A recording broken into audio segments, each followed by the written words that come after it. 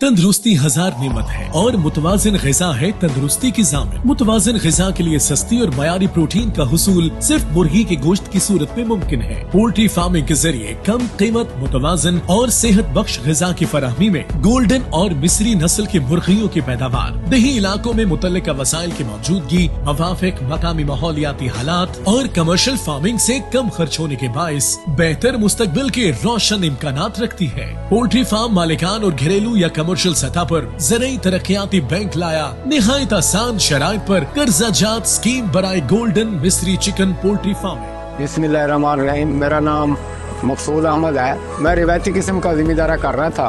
ज़रई तरक्याती bank ने मेरी रहनुमाई की। उन्होंने मुझे गोल्डन मिस्री चिकन के बारे में बताया। उनका मशवरा मुझे पसंद आया। अल्हम्दुलिल्लाह उनके तावन से मैंने ये कारोबार शुरू किया है।